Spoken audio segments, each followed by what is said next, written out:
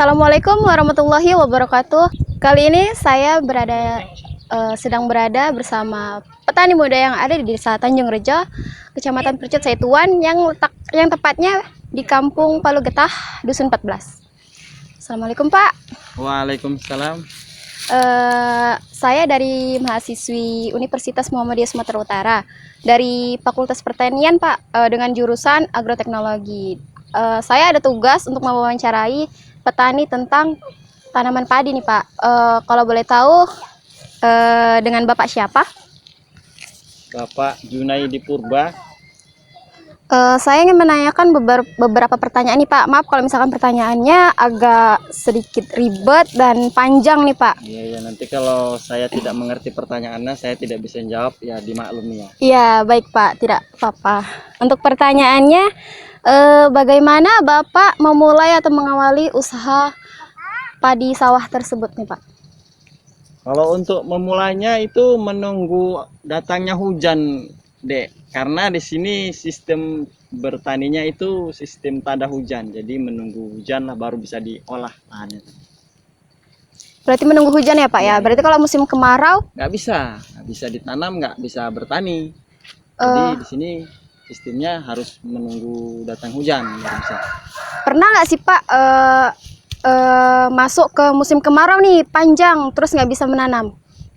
Ya pernah, karena kita di sini kan ya paling pun ada hujan dia di musim penghujan itu di bulan Oktober sampai Desember, jadi hanya bisa setahun sekali, paling pun nanti bisa setahun 2 kali ya. Kalaupun ada hujan di bulan Juni baru bisa, di bulan April baru bisa. Kalau enggak ya udah setahun itu hanya sekali bertani. Terus kenapa Bapak memilih usaha tanaman padi tersebut nih Pak? Yang paling awal itu ya melanjutkan dari orang tua, karena orang tua dulunya petani, jadi ya kita melanjutkan jadi petani juga gitu. Karena orang tua petani, jadi ada lahan orang tua, jadi kita melanjutkan sebagai petani. Tidak berpikiran untuk usaha tanaman yang lain Pak selain padi? Ya lebih mudah menjalani sebagai petani ketimbang usaha yang lain. Terus lahan yang Bapak miliki itu ada berapa hektar luasnya gitu Pak, atau berapa rantai? Iya, kalau luasannya itu sekitar 12 rantai lah. Dari mana ke mana tuh Pak? Dari pinggir sawit sampai situlah. Wah, luas juga ya Pak ya? Ya, lumayan lah. Terus bagaimana potensi wilayah yang Bapak miliki nih Pak? Potensinya ya bisa dibilang ya lumayan bagus lah. Bagaimana kondisi iklim yang ada di desa ini nih Pak? Maupun pengairan yang ada di sawah yang Bapak miliki itu gimana? Ya itu tadi, harus menunggu hujan. Kalau datang hujan ya sistem pengairannya itu ya banyak. Kalau tidak ada hujan ya mau bagaimana lagi, ya tergantung nasibnya lah. Kalau misalkan nih Pak, kayak kelebihan air hujan atau kelebihan hujan yang ada di sawah Bapak itu gimana cara untuk apanya? Ya bisa dibuang airnya. Kalau kelebihan air hujan, kalau terlalu berlebih bisa kita buang ke pembuangan air yang ada di sini. Mau nanya nih Pak, untuk pendidikan terakhir Bapak itu tingkat apa ya Pak? Kalau pendidikan terakhir SMA.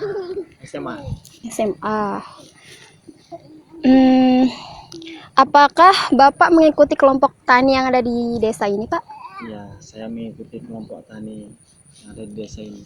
Kelompok tani apa tuh Pak namanya? Kelompok Tani Palu Getah 1. Sudah berapa lama tuh Bapak menekuni atau menekuni usaha bertani nih Pak? Kurang lebih sekitar 5 tahunan gitu. Udah tani lah ya Pak, udah semua apa? Sedikit banyaknya sudah mulai mengerti lah tentang permasalahan atau cara-cara bertani lah. Terus untuk keloyalan atau kepedulian Bapak terhadap tanaman padi tersebut itu seperti apa? Kayak misal memberi pupuk atau membasmi hama itu dengan apa gitu Pak? Cara-caranya tuh untuk menanggulangi. Kalau untuk menanggulangi hama ya kita menggunakan pestisida lah yang dari pabrikan. Kalau untuk hama-hama seperti tikus ya kita harus memasang pagar plastik agar terkendali lah penyakit-penyakit hamanya. Bagaimana Pak untuk hasil panen yang bulan lalu nih Pak? Ini kan udah panen nih Pak untuk Iya, hasil iya. bulan lalu. Kalau untuk yang untuk panen kemarin lumayan sih. Dalam per 12 rantai kemarin mendapatkan 3 ton lebih gitulah, berarti per rantinya gitu bisa mendapatkan sekitar 250-an kilo gitulah. Dibandingkan panen yang sekarang nih Pak.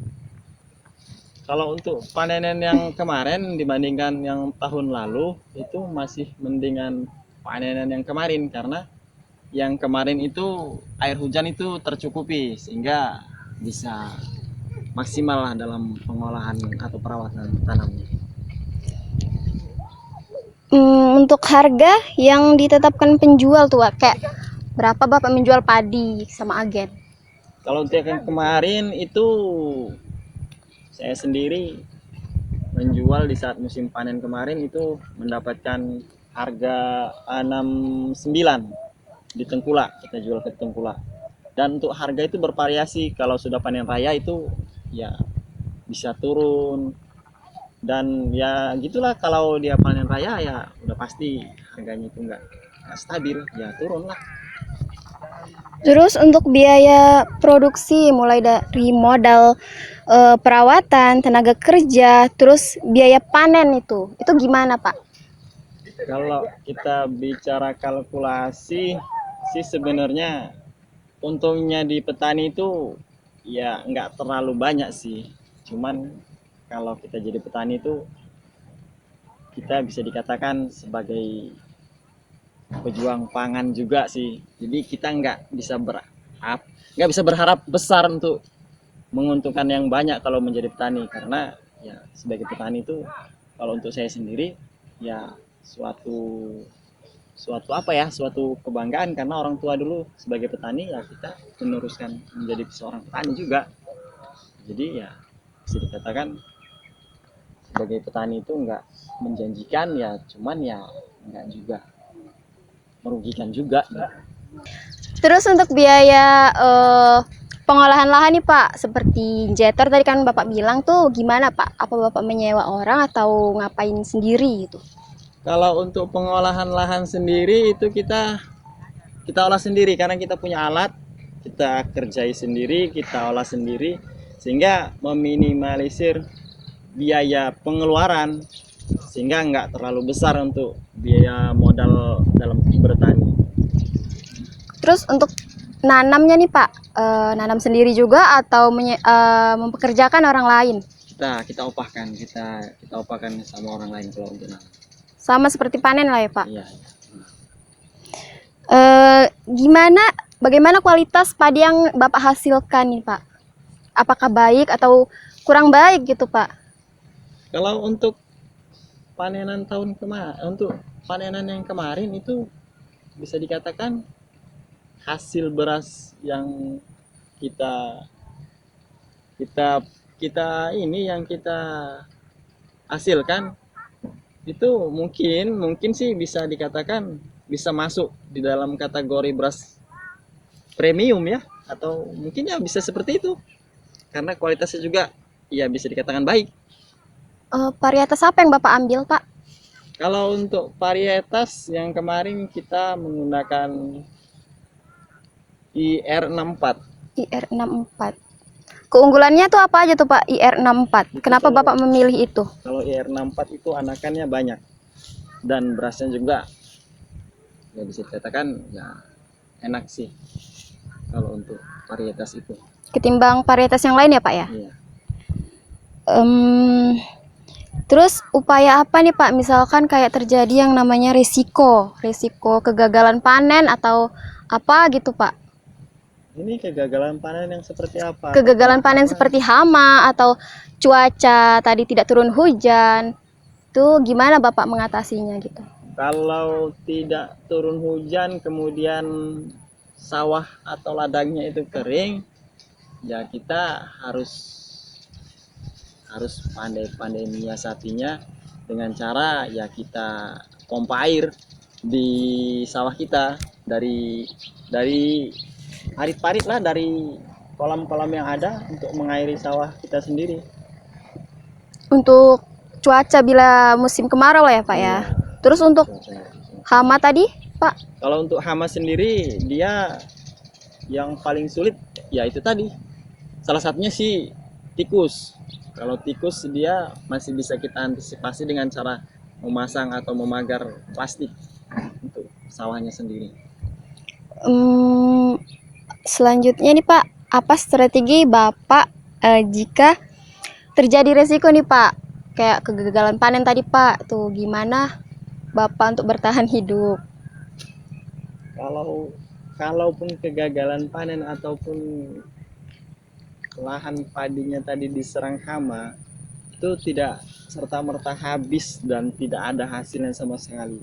Itu masih ada tetap, walaupun sedikit tetap ada. Ya, itulah untuk menyambung ke depannya untuk hidup tadi.